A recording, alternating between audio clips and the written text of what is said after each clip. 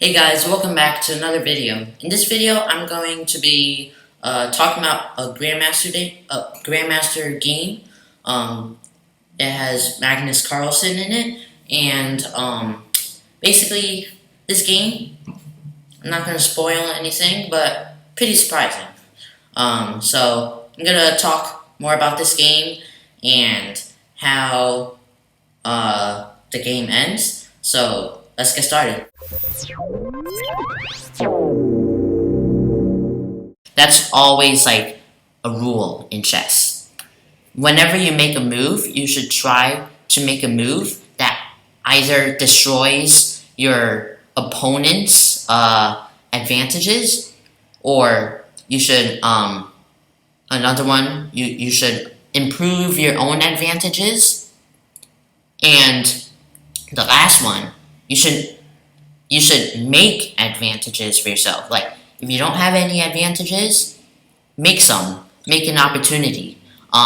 So you just gotta like improve with like your position and all that. So that's what you should always keep in mind. Black moves his rook up to, I don't really know why though. Yeah, that's like out of my scope. And then afterwards, white retreats, moves his knight back and retreats. Perhaps to start some sort of kingside push. Whenever it comes to this, whenever you see your opponent bring both of his knights down to where his king is castled, and where his king is castled just so happen to be on the same side of where your king is castled, then that means he's planning a pawn push. So what this means is Magnus Carlsen, as white, is probably gonna march his G pawns and H pawns. You have G, H, I. No, there's no I file. I always get confused with that. But yeah, he's gonna march his G and H G and H pawns on the G and H files. Gonna march them down straight to Black's king, and with this, he's gonna hope that Black's king will start to be exposed. And knights are very good defenders. You might hear this pretty often. Knights are very good defenders, so that's why the knights are next to the king. Because once you have the pawns pushed out, your king's not gonna be defended as white. So now, if you have the knights there, though, it's going to be pretty well defended. So afterwards, Black sees this, and he's like, no, I'm going to make some cushion room. Makes sense. You don't want the pawns marching down into your territory and tearing your beautiful structure up. But now Magnus Carlsen uses this, and does this. Just like take control over the dark square complex around the king, and then also like attacking the rook. So now Black moves his rook over, and then afterwards, white moves up. Sees that, alright, Black moved his G pawn up. I can't really attack anymore. So now I'm just gonna bring this knight up to further defend my king and perhaps defend against any kingside attacks from Black. So he moves his knight up, and then afterwards, Black moves his knight back, and then afterwards, white moves this knight back. I don't know why the knights are jumping to and fro like this. Maybe just like some small maneuvers, and then afterwards, moves up the pawn. I guess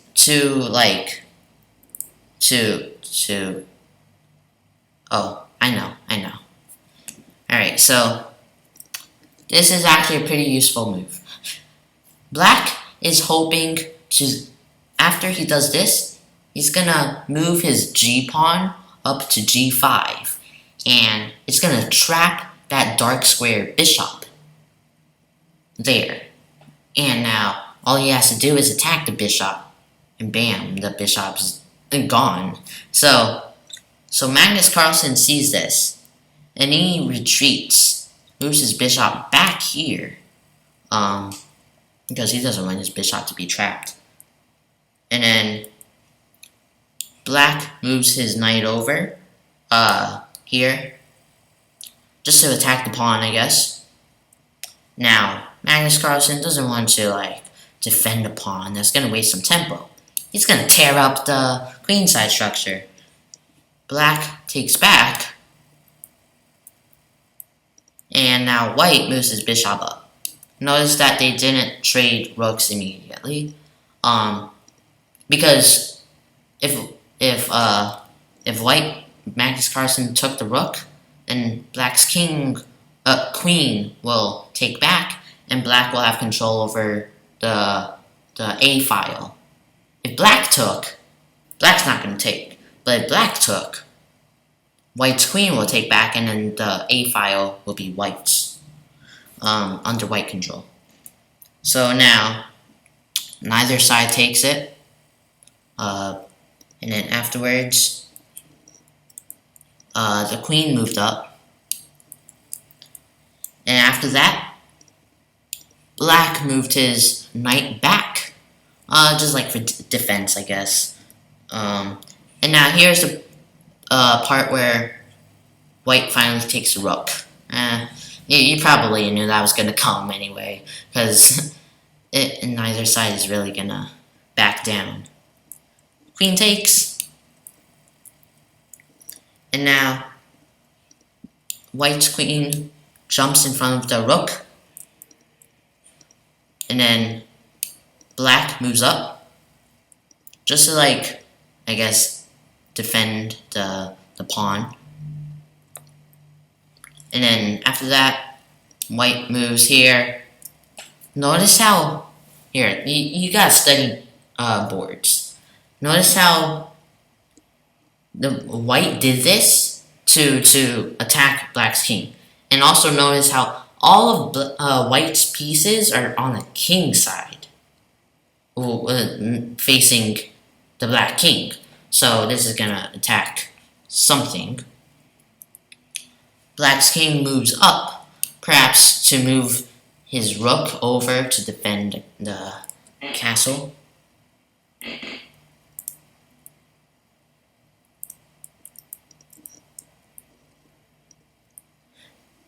And then afterwards, White moves the bishop back. And after that, Black moves the knight up. White moves this bishop back, attacking the knight. I don't know why he would want to attack the knight. Maybe it's not attacking the knight. And then now the rook comes over, creating a battery to charge into the White territory. White's queen moves up, here.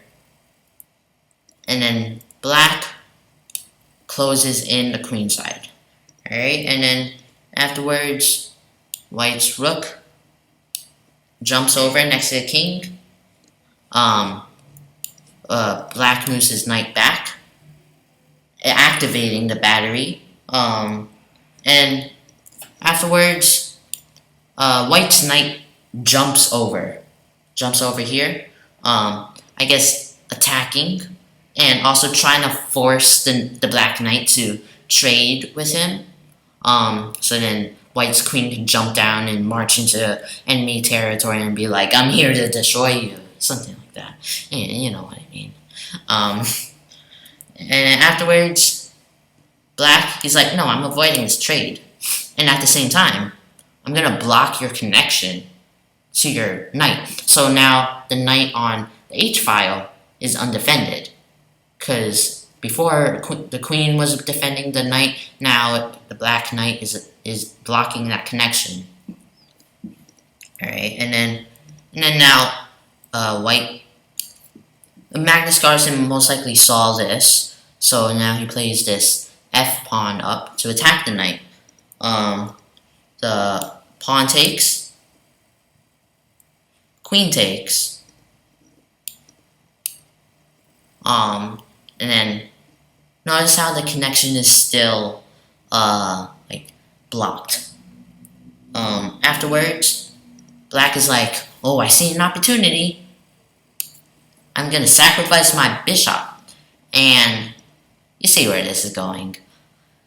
If Magnus Carlsen takes the pawn, takes the bishop with his G pawn, then Black's knight could jump over and take the pawn back, and it's gonna fork the queen and the king, and Magnus Carlsen probably will not win.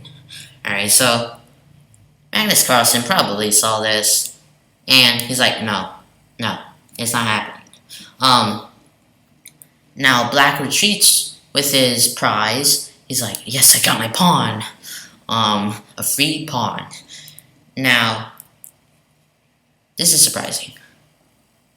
He jumps up. White's pawn jumps up. And you know why? So, this happened, Magnus Carlsen wanted to do this because he wants to tear up the center. He also wants to tear up the king side. This is exactly what this move is doing. It's either going to tear up the center or the king side.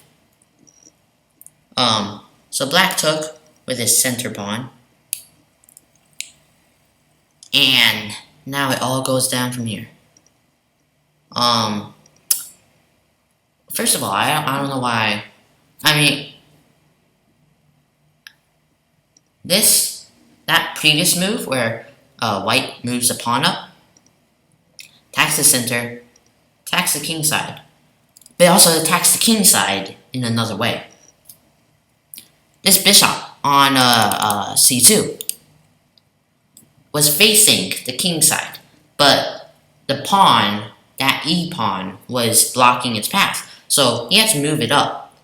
Adios to the pawn, say goodbye. But now with that sacrifice, he's able to attack. Now this is really interesting. Bam. Sacrificing the knight.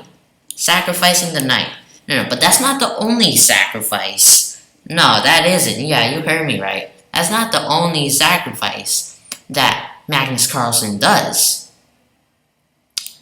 He does this. Boom, check. And it's like mind-blowing how Magnus Carlsen sacrifices 2 pieces consecutively to achieve this goal. Alright, so see, if Black moves down, then White's queen could just jump down to g8 and checkmate. So now the only way to defend this checkmate is by taking the queen. Now, this is what happens. Check. Now it's forced. It all goes down from here. It all goes down. So this happens, and then afterwards, Black takes the knight. You might think, okay, Black got so much material, and it doesn't look like White is winning. Guess what? White won in one move. Do you see it? My mouse is already on the rook, and so it probably spoiled the message for you. But yeah, White takes the pawn, and that's checkmate. That's checkmate. So it's really surprising how this ended. So with that being said, that will be it for today's video. Hopefully you guys enjoyed it. If you guys did, leave a like, subscribe, and click that notifications bell to see more chess videos.